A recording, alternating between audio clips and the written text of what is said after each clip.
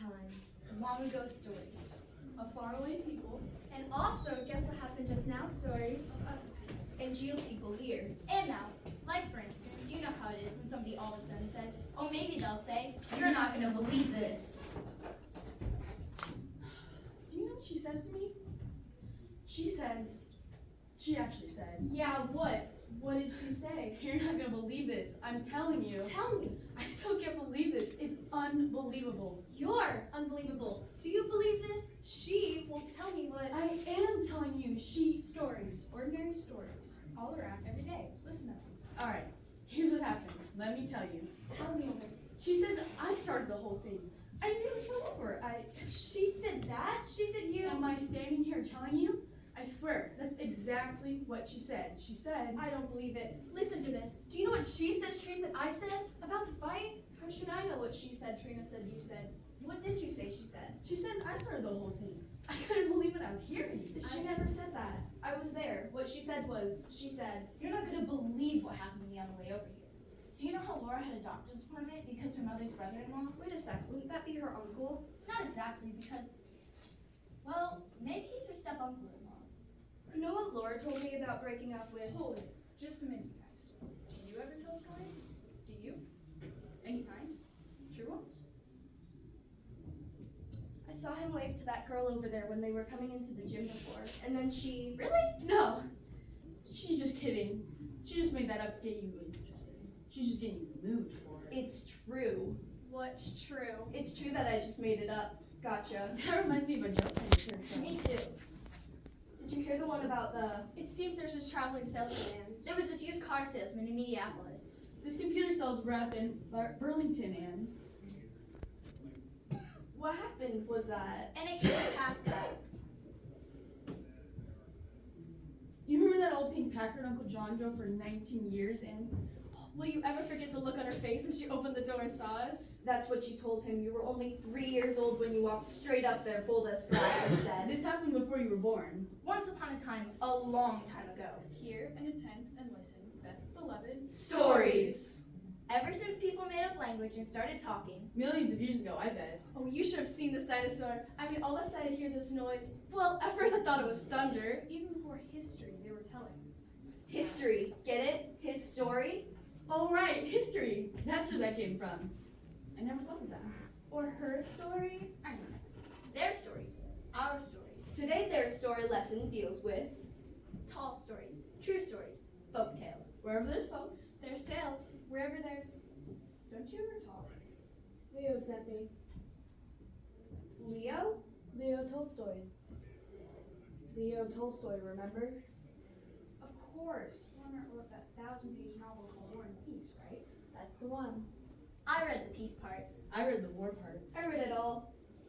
1,000 pages? Small prank could have put it down. I couldn't pick it up. But what gets me is he also wrote a short story 1/3 of 1 page long. That's short, alright. I could do that. You could write a Tolstoy's Fables and Tales. You could write a Tolstoy story. No. My own story. A McCormick story. My story. My story? Hey! Anyways, Leo sent me. Leo T, remember? That's what we're here for. Oh, that's right.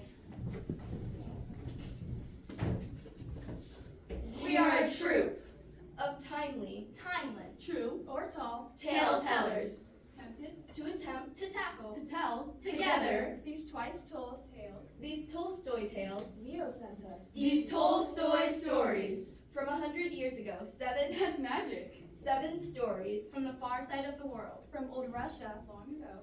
far away Russia. However, We're telling Tolstoy stories. In English, because we're in England? In American. Because we're in America. now here. Story 1.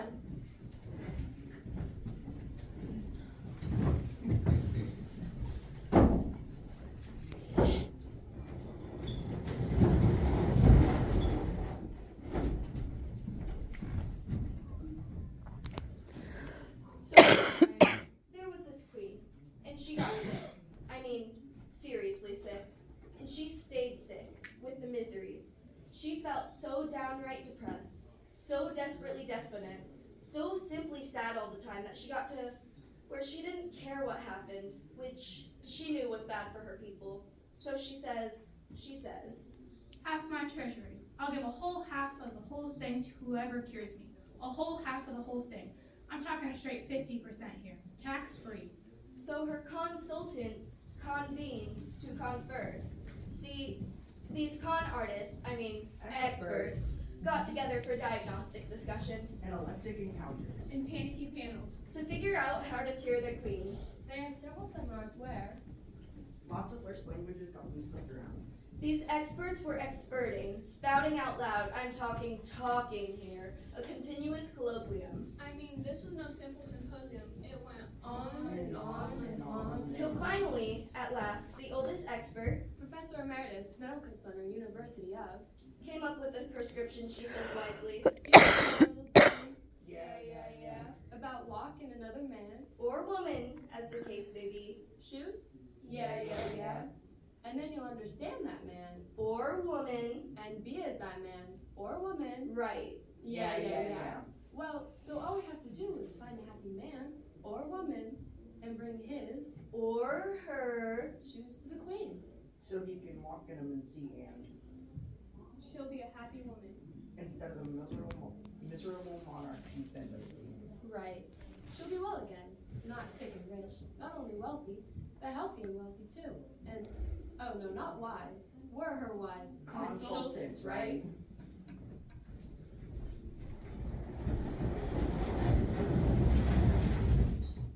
So, the search was on. Far and wide they searched, then wide and far, then they researched. Again? Researched again, everywhere, tirelessly, I'm tired. tirelessly seeking a happy man. Or woman. Yes, but nowhere could they find a single person That's it. who was really contented with what she, Or he is the case. if a person was wealthy, Listen, I went to this trouble, but I have this scale in my blood pressure. I just took it. It's 212 over. or Terrific health. Terrific. I'm in Olympic shape. Olympic? 10 on a scale of 10. 10. But they canceled my credit card. They didn't. They shut off my electric. They wouldn't. Because they're throwing me out of bond condo because my rent. They couldn't. or Me. I'm richer than Trump was. Yacht, jet, limo rich. And I'm an A1 primetime health. But, have you met my wife? or I'm healthy, I'm wealthy. My life's the angel of my dreams. But we have this son. He's breaking our hearts. Let me tell you, he. What next? finally, all of a sudden, In a last-ditch effort, Right?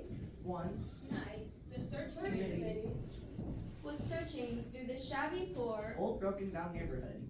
And they heard a voice. through Yeah. this poor old broken down window, saying, Now then, my work is done. I've had a bite to eat. What more could I want? I thank my lucky stars I can settle down for the night, have a good night's sleep, and sweet dreams. Hallelujah.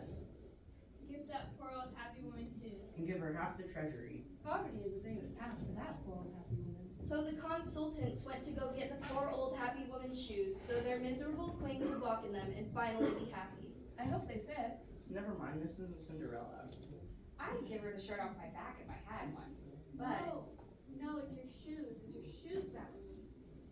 do you see any shoes around here? I don't own no shoes. No shoes. What do you mean, no shoes? But The poor old happy woman was purely, permanently, All my whole life. barefoot. Pow! That story really gets me. I'm not sure I get it. It just gets me. what does it mean? Don't ask me. It means what it says. It means what it is. It is what it means. Just keep it in mind. It'll come to you. Uh-oh, here he comes. Leo sent him. Watch out. We're doing Wolf next. Story 2.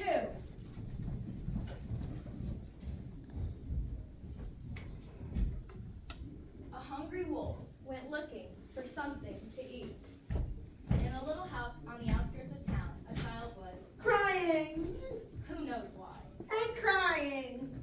Finally, desperate, her grandparent says, If you don't stop that crying, I'll I'm still crying. I'm giving up crying. I'll throw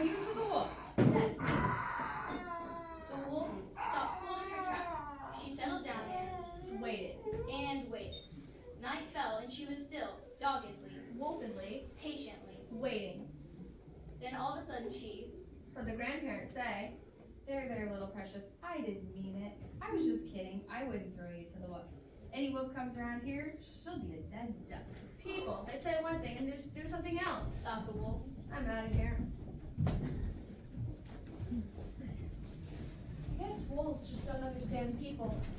Who does? I fall back on you, stop lose control. My mother used to say if I couldn't behave like a human being, she was gonna run away and join the circus and be a lion tamer. My father would say he's gonna give me a Salvation Army as a terrible nation. That's awful. I'll never talk to my kids that way. Didn't it scare you? Yes. No. Yes, and no. I knew she wouldn't do it. More poetry than truth, that kind of talk. Tugging through his hat. That's what my grandmother used to say. Hat, that reminds me about the story of the governor. Hats remind you of governors?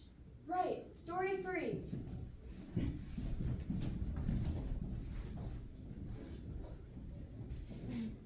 Now you see, at this time, the governor's running for Her health, you know?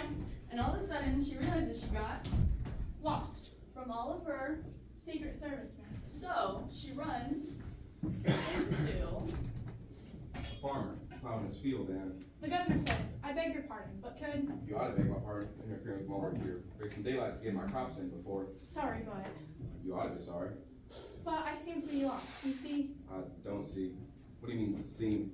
Either you are lost or you ain't lost. Make up your mind. You're right. I am lost. Would you mind taking me back to the main road? You bet. Great. You bet I'd mind. I got work to do here. You can find it yourself. You just go straight for a piece, then you cut south. Then there's this little bitty kind of crooked jog. Then you go north for a spell. Next thing you veer off east. The next thing you know, you're there. Can't miss it.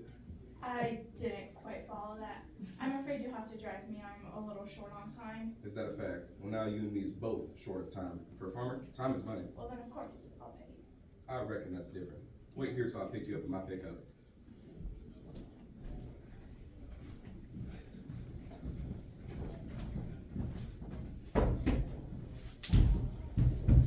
so he hopped into the farmer's pickup.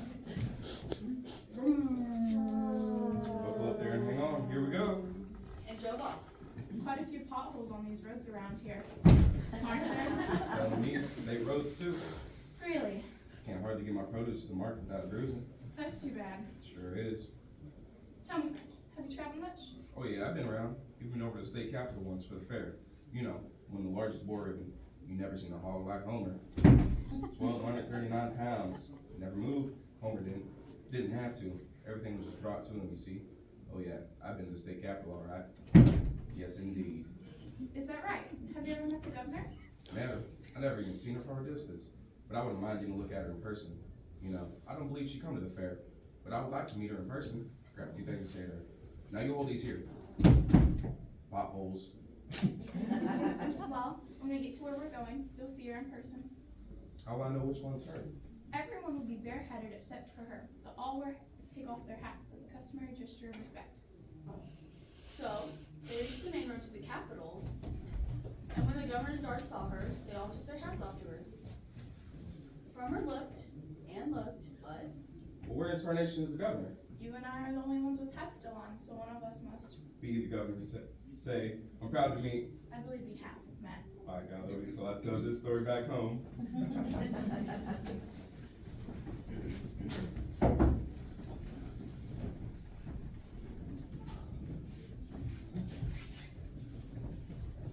You never know who's who in this world. Like the time I went to this great big high school to talk to the principal about bringing in our new show. Well, I get there after hours and I run into the custodian. He's really nice. He's really friendly. I like him right away. He shows me all around the school. The terrific chemistry labs, the auditorium and the nauditorium, that's what you call the swimming pool, and the computer rooms. Well, this guy has keys to everything, right? That's his job. But anyways, we finally get to the administrative suite, and he shows me through all the other offices until we finally get on into the principal's office with a big mahogany desk and drapes and wall-to-wall carpeting. And I say, maybe we shouldn't go in there if the principal isn't here yet. And all of a sudden he grinned and sat down at the desk and said, well, it's all right, I'm the principal. And I nearly fell over. The thing is, we already liked each other because we knew who each other was. anyone you meet is a very important person. That's what my mother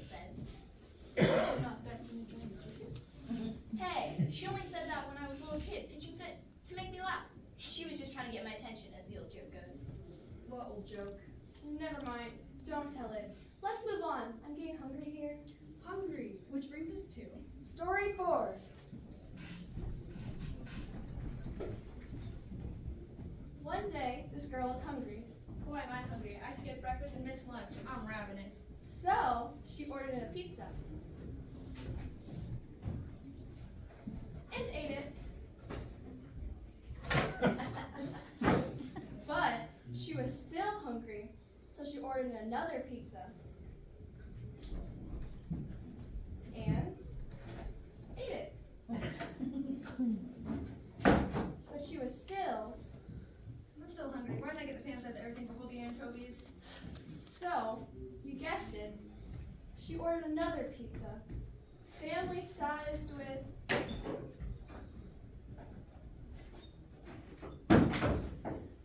ate it. That's better. But I'm Still still a little hungry. So, she ordered a bag of French fries and ate one.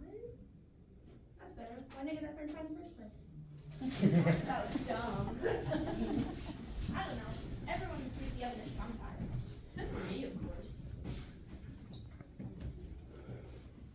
That reminds me of the girl who thought she was such a genius that she didn't have help around the house anymore. So, Oh, right. The one about the. Story 5.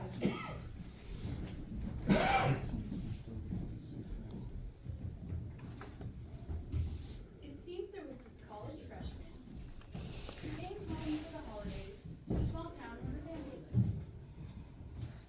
Look at all that snow. The driveway's really piled up.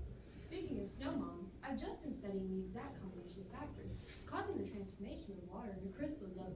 By the way, did you happen to know that no two snowflakes are identical? It looks a lot like in power somehow. So what do you say we Each is in fact unique, according to I'll be. So grab a shovel, let's dig out. shovel. What shovel? What do you mean, what shovel? You have to understand. I can no longer take shovel. Manual labor, if you will. I won't. You see, well, quite frankly, Mom, I'm not even sure I'd know a shovel now if I saw one. You know? Quite frankly, I don't. No kidding, Mom. I really. Who's kidding? Seriously. I'm right in the middle of War and Peace here. I got this lit paper, too, on the nature of tragic realism, as exemplified in 19th century Russian fiction. As she sashayed around the entry, air condition, she knocked over the shovel and fell flat on her. That's a shovel. Now you remember? The showdown, the show off. Alright, go before, shovel. Brings it down to earth. You know that one runs under 2 minutes? That's what I call a short story. A classic case of brief. Briefcase. Story 6.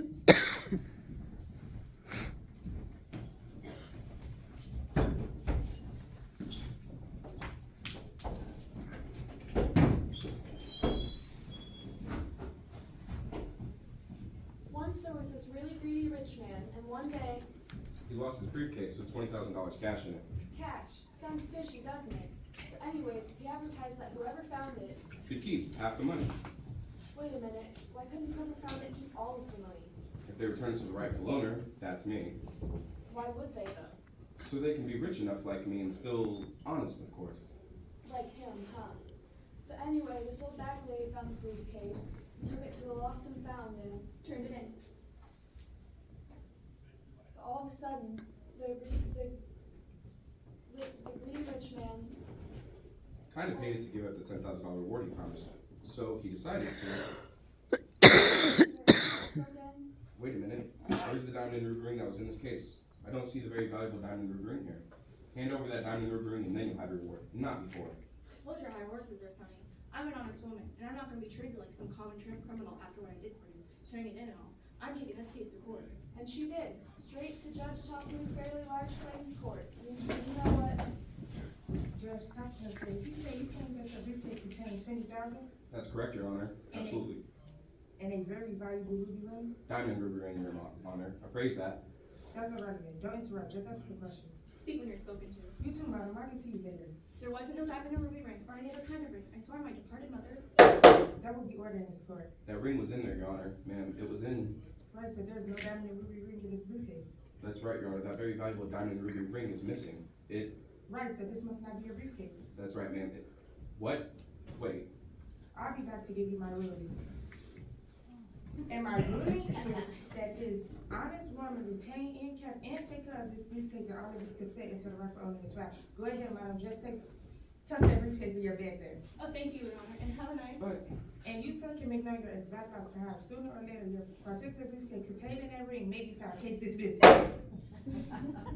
So, the greedy rich millionaire, still denying his lie, gave in, and gave over the richly deserved windfall to The honest woman. case closed. Good for her. Serves him right. Wonder what a bag lady would do with all that money all of a sudden. Would there be taxes, do you suppose? Would she lose her Medicaid insurance? And what about her food stamps? And, oh, I guess she wouldn't. That's another story. Stories are like questions, aren't they? Wondering what'll happen and finding out what does. Some kind of answer in disguise. Or more questions. Coming up, Tolstoy's 3 questions. Ooh, I love this one. About the quest, I always have. A questioning quest. That's what a quest is. A trip for finding out. Going someplace never been. So as to know. You hope you'll know something you never knew before. Or else forgot you knew. Do you ever feel like you've always heard stories from before you can remember even? No. I do. I made my own too. From far back in time. And way away in space. Inner space where your deepest dreams stream on. In a secret language. Saying what you want to know. Need to know. Yes. Story 7.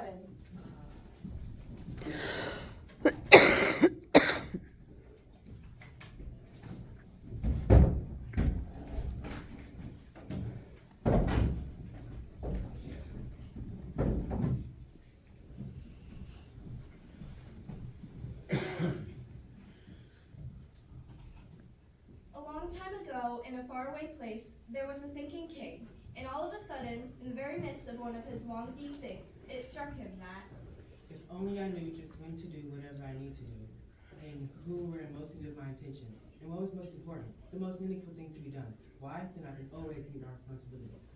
So, having thought this thought, the king. Proclaim throughout the country that a rich reward will be given to anyone.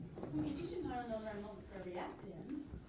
How to recognize the most important people and How to know always, without fail, which pursuits. what are the most essential. knowledgeable experts in applying to the king. But they all expound and contradictory theories. Does this remind you of any advisors that other heads of states? In order to determine the correct time for each action, it is necessary for you to enter into my newly invented computer a full schedule of hours, days, months, and years of your accurately predictable longevity, and strictly follow without deviation so as to guarantee that On contrary, what is absolutely required is my long-term statistical projection of The only feasible method to employ is to appoint an advisory council which I would be willing to chair in order to investigate the relevant facts and do an exploratory study to conclusively categorize precisely to bureaucratic system, the only safe way to know is opt out in advance what is going to happen, which of course requires a staff astrologer whom I'm in a position to personally recommend. Well, you see how it was going. Advice on the second question was just as confusing. Some experts said that the people most important to the king were the administrators, Priests, doctors. professors, generals, The third question about the most important thing to do broke into still hotter conflict. Science and technology. military research, Art, education. The king found only discord. and could retain none of the expert advisors. So in the hope of finding true answers to his questions, The king decided on a solitary quest to seek out a quiet, humble woman known far and wide. For her wisdom. The one who lived in the forest where she never left. Simply modesty. The king, wearing ordinary clothes, To disguise himself as a commoner, left his horse and knights behind.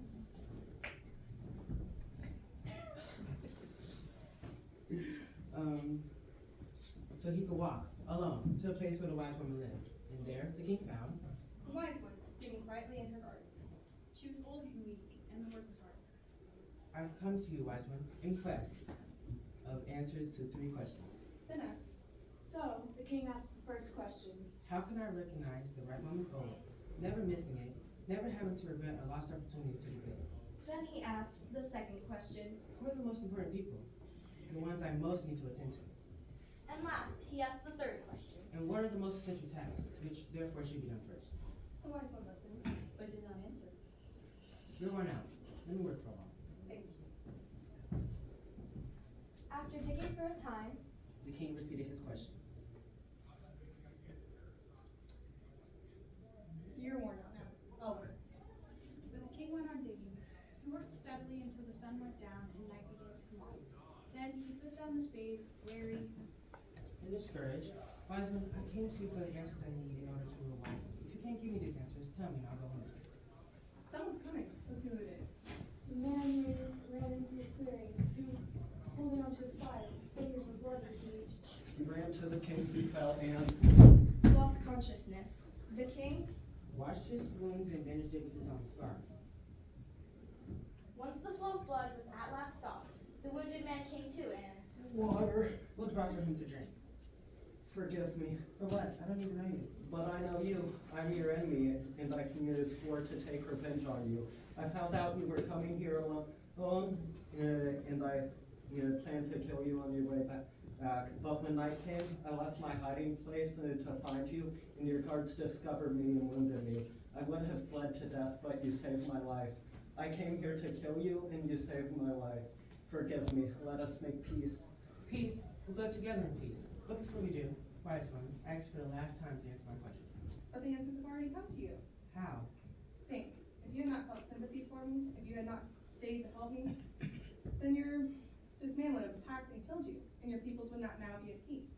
So, the most important time was when you were digging in my garden, and I was the most important person to attend to. And your most important task was to do good to me, to help me. And later, the most important time was when you were just tending this man's wounds, and he was the most important person to attend to. And the most important task was saving his life. So, remember, the most important time is Now. because it is the only time that we have power over ourselves. And the most important person is The one that's around there. because you never know when you're going to be with anyone else. And the most important action is To do good by that person. Yes? yes, because it is the sole purpose of your You know why Tolstoy wrote that story? I don't. To raise money for the victims of an anti-Jewish pogrom. In 1903 it was, who are even protesting persecution. It came out first in Yiddish. and then in Russian. And then in English? In American now. In a lot of other languages, I bet. I know he wrote a story for a collection called Help for the Hungry. The Russian famine of 1982. Good reasons for stories. Plus, he wrote some for kids, so they can learn how to read. Literacy. That's a good cause too. What if he just liked to act stories and hear them? Is that a cause? That's because. Ta-da! Listen, is this the end? No. What? There is no end. Because stories get told again. Once there's his king, and everyone's always telling new ones. Making new ones. Living new ones. See your own life story in action-packed, full-color 3D. There's this really fantastic dancer that lives right here in Burlington. And wherever there are people, there are stories. People stories. Wherever there's folks, there's tales. Folk tales. And they say that whatever troubles may befall our world, we'd sit around in our caves and tents, And trailers. And projects. And apartments. And bus stations and... telling each other stories. To keep our spirits up and start again the next day. Because as long as the stories go on, And on and on and on and on and on, we'll live ever after.